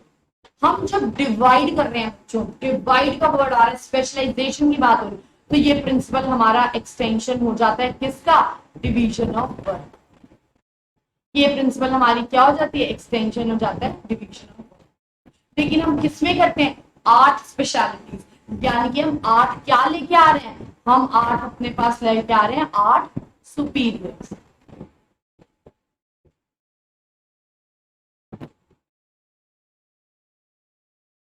हम लेके आ रहे हैं 8 सुपीरियर्स। तो क्योंकि 8 सुपीरियर आ रहे हैं तो ये वॉयलेट करेगा यूनिटी ऑफ कमांड। ठीक है, ये वॉयलेट करता है यूनिटी ऑफ कमांड। तो वो 8 कौन कौन से हैं, पहला होता है हमारा इंस्ट्रक्शन कार्ड। पहला होता है इंस्ट्रक्शन कार्ड क्लर्क, जो हमें इंस्ट्रक्शंस प्रोवाइड करते हैं। रूट क्लर्क हमें रूट ऑफ प्रोडक्शन बताता है, हमें किस तरीके से प्रोडक्शन करना है। टाइम एंड कॉस्ट क्लर्क हमें टाइम बताता है, क्योंकि बच्चे टाइम के ऊपर ही हमारी कॉस्ट पूरी की पूरी डिपेंडेंट है। फिर आता है हमारा डिसिप्लिनेरियन, जो वर्क एरिया पे डिसिप्लिन मेंटेन। फिर आता है हमारा स्पीड बॉस, जो हमारी स्पीड मेंटेन करता है। फिर आता है हमारा ज्ञान बॉस, जो हमारे मटेरियल और टूल्स को रेडीली अवेलेबल रखता है ऑपरेशंस के। फिर आता है हमारा रिपेयर बॉस, जो हमारी रिपेयर्स का ध्यान रखता है। फिर आता है हमारा इंस्पेक्टर, जो हमारी क्वालिटी ऑफ वर्क को चेक। फिर से देखेंगे, क्योंकि हम 8 में डिवाइड कर रहे हैं तो वो आता है डिवीजन ऑफ वर्क की एक्सटेंशन। हम 8 सुपीरियर लेके आ रहे हैं तो ये वॉयलेट करता है यूनिटी ऑफ कमांड। तो इसका क्वेश्चन किस प्रकार आता है? इसका पहला क्वेश्चन आता है, which technique of scientific management divides lower level into 8 specialities? Answer, functional formation. Which technique is the extension of principal division of work and violates unity of command? Answer, functional formation. Root clerk, gang boss और inspector हमारे 1 mark question में आते हैं। Root clerk, gang boss और inspector हमारे 1 mark question में जरूर आते हैं। इनको आप इग्नोर नहीं कर सकते, इनको आप इग्नोर नहीं कर सकते। क्लियर? सेकेंड आता है हमारा standardisation and simplification of. Standardisation कहता है कि जहां पे हमें प्रॉपर स्टैंडर्ड्स मेंटेन करना है, यानी कि हमें अपनी क्वालिटी के ऊपर बहुत फोकस। एग्जाम्पल, आप किसी रेस्टोरेंट में खाना खाने जाते हैं, आप किसी रेस्टोरेंट में खाना खाने जाते हैं, तो आप वहां पे क्या करते हो? अच्छा लगा, वेरी टेस्टी फूड, तो आप अगली बार फिर जाओ। सपोज आप अगली बार फिर जाते हो तो आपको वहां पे खाना उतना स्वाद नहीं लगता। जब आप दूसरी बार जाते हो तो आपको वहां पे खाना उतना स्वाद नहीं लगता, तो आप क्या कहेंगे? आप कहेंगे कि यार उसने तो अपनी क्वालिटी गिरा दी, उसने तो अपनी क्वालिटी डिक्लाइन कर दी, है ना? तो ये होता है उसने अपना स्टैंडर्ड गिरा दिया, यानी कि हमें अपनी क्वालिटी मेंटेन करके चलना। सिंप्लीफिकेशन कहता है to eliminate unnecessarily sizes, varieties and superfluous dimension. जब हम ऑर्गेनाइजेशन में काम करते हैं तो हमें अपना काम बहुत ही ज्यादा सिंप्लीफाई यानी कि इजी करके चलना। जब हम ऑर्गेनाइजेशन में काम करते हैं तो हमें अपना काम बहुत ही ज्यादा सिंप्लीफाई यानी कि इजी करके चलना। तो हम इसको केस स्टडी में ढूंढेंगे। Proper standard should be maintain and eliminating unnecessary varieties, sizes and superfluous dimensions. Clear? देखिए कौन सी टेक्निक मांग रहे हैं। Study Buddy Private Limited is a company dealing in stationery items in order to establish standards of excellence and quality in materials and in the performance of men and machines. The company adheres to benchmark during production. Moreover, its products are available in limited varieties, sizes and dimensions, therefore eliminating superfluous diversity of. तो हमारी आ जाएगा standardisation and simplification. Correct? Next, इसके बाद आती है हमारी work study. इसके बाद आती है हमारी वर्क स्टडी। वर्क स्टडी को हम 4 में डिवाइड, तो हमारी सेकंड टेक्निक होती है मेथड स्टडी। मेथड स्टडी कहती है one best way to do the job. ठीक है, तो ऑर्गेनाइजेशन में काम करने का एक ही बेस्ट तरीका होता है जिसे हमें फॉलो करना चाहिए, जिसके थ्रू हम अपना काम बहुत अच्छे से कर सकते। तो इसको हम केस स्टडीज में ढूंढते हैं वन बेस्ट वे। नेक्स्ट होता है हमारा मोशन स्टडी। मोशन स्टडी कहता है जब हम काम करते हैं तो काम करते हैं हम कभी उठेंगे, बैठेंगे, डांस करेंगे, गॉसिपिंग करेंगे, इधर देखेंगे, उधर देखेंगे, पानी पिएंगे, कुछ भी करेंगे। इन सब चीजों से हमारा माइंड डाइवर्ट, इन सब चीजों से हमारा माइंड डाइवर्ट, इसकी वजह से हमारी प्रोडक्शन पर फर्क पड़ता, तो हमें ये सब काम नहीं करना। तो ये कहता है मोशन स्टडी से एलिमिनेटिंग अननेसेसरली मूवमेंट्स, लाइक कौन सी मूवमेंट होते हैं? Lifting, putting objects, sitting, changing positions etcetera. ठीक है, तो जब हम ऑर्गेनाइजेशन में काम करते हैं तो हमें अपनी ये सारी चीजों को एलिमिनेट करके काम करना, हमें इन सारी चीजों को छोड़कर काम। इन सब चीजों को हम चेक कर सकते हैं अपने स्टॉप वॉचेस और movie cameras. These are the tools required to check. कौन से? स्टॉप वॉचेस या मूवी कैमरा। थर्ड होती है हमारी टाइम स्टडी। टाइम स्टडी कहती है a standard time should be taken to do the job. ठीक है, तो हर काम को परफॉर्म करने के लिए हमें एक स्टैंडर्ड टाइम सेट करना जरूरी है, क्योंकि बच्चों टाइम के ऊपर ही हमारी कॉस्ट भी डिपेंडेंट है। तो अगर हमारा टाइम बढ़ रहा है तो इट मीन्स कि हमारी कॉस्ट भी बढ़ रही है, तो इट मीन्स कि हमें प्रॉफिट लेस हो। तो ये कहते हैं हमें काम करते हुए प्रॉपर स्टैंडर्ड टाइम सेट करना जरूरी है ताकि हम उसी स्टैंडर्ड टाइम के अंदर रहकर ही काम कर सकें। इसको हम चेक करते हैं अपनी स्टॉप वॉचेस के। Now let's have a look over the difference. Purpose, time study का पर्पस होता है एक स्टैंडर्ड टाइम को सेट करना, और मोशन स्टडी कहता है to eliminate unnecessarily motions like sitting, standing, gossiping, lifting objects etcetera. Development of new methods, time study में हम कोई नया मेथड डेवलप नहीं कर सकते क्योंकि माइट पॉसिबल इसकी वजह से हमारी कॉस्ट बढ़ जाए, लेकिन मोशन स्टडी में हम नए मेथड्स डेवलप कर सकते हैं जिसकी वजह से हमारे अननेसेसरली मोशन थोड़े से रिड्यूस हो सकते हैं। टूल्स, टाइम स्टडी का टूल होता है स्टॉप वॉचेस और मोशन स्टडी का होता है सीसीटीवी कैमरास या मूवी कैमरास। मूव कैमरास नहीं है, sorry, this is movie camera.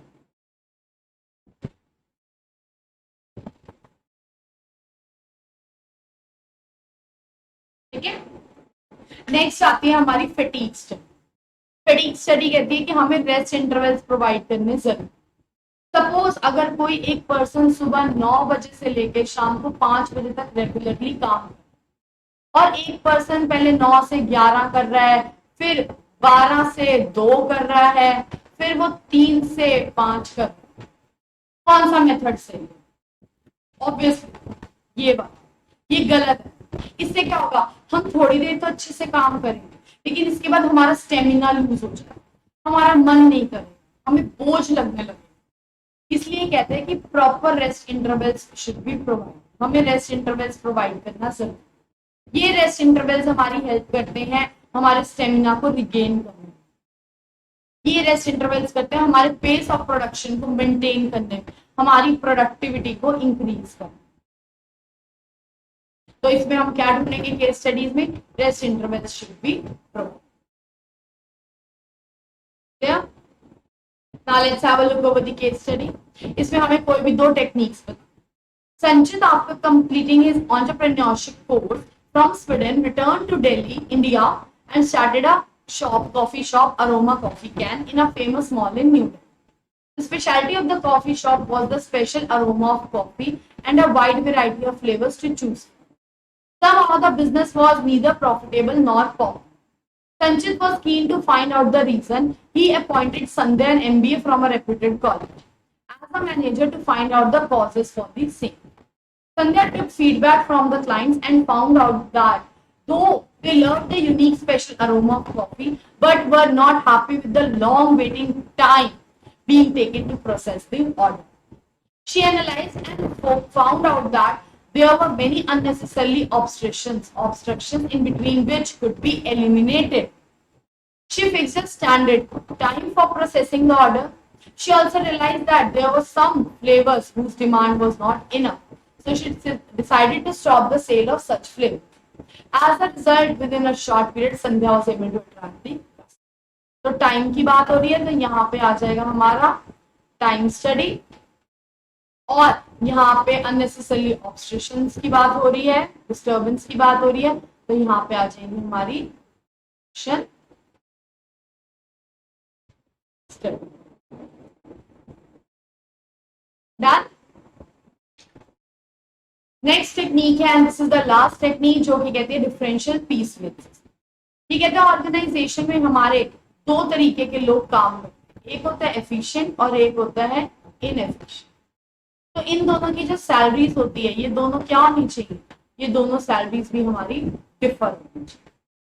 बेटा सैलरीज होती है हमारी मोटिवेट करने की, सैलरीज होती है हमारी मोटिवेट करने की।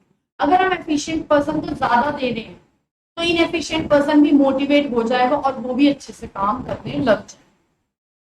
तो इसलिए हमें डिफरेंशिएट करके रखना बहुत जरूरी, ताकि हम लोगों को मोटिवेट कर सकें, ताकि हम लोगों को motivate. Now let's have a look over the case study, जिसमें हमें टेक्निक बतानी है। Anshul owns a small scale factory where utility items are prepared from waste material like paper mac item, paper and cloth bags, decorative material, etc.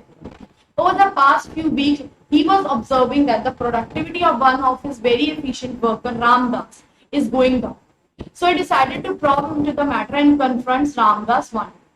On being asked, Ramdas shared with Anshul that he was deliberately slowed down in his work as many of the less efficient workers often pull his leg, saying that there is no need for him to be more efficient when everybody is being paid at the same rate. Taking a lesson from them inside, Anshul decided to implement an incentive bonus plan so as to differentiate between efficient and inefficient workers. So the answer here will be कौन सा आएगा हमारा यहाँ answer आएगा differential piece wage system. With this we have come to an end of the class. ठीक है, हमारी यहाँ क्लास खत्म होती है. So if anyone is having any problem, please feel free to drop the message. I'll surely revert to you with the same. हमारे special classes focus batches चल रहे हैं. स्पेशल फोकस बैचेस हैं, कॉमर्स का भी है. अगर आप इसके लिए एनरोल करते हैं, this is a paid batch on the Unacademy app. With this batches you can surely get the benefits. आपको इसमें एमसीक्यू की प्रॉपर प्रैक्टिस कराई जाएगी which will be very very beneficial for you. आप इसके लिए मेरा रेफरल कोड जो कि BRJ10 अप्लाई कर सकते हो. इसके साथ आपको एडिशनल 10% का डिस्काउंट भी मिलेगा. Pulse Bounty, a very special important feature organized by an academy in which if you see any inappropriate content or data, please feel free to report for the same. For that, what you can do is please go to the description below. A form is provided. आप इस form को fill कर सकते हैं and if you will be correct and you will be the first one to report for the same, you can easily claim your prizes. Unacademy पे आप कभी भी डाउट पूछ सकते. For that, first of all, you have to install the app of Unacademy.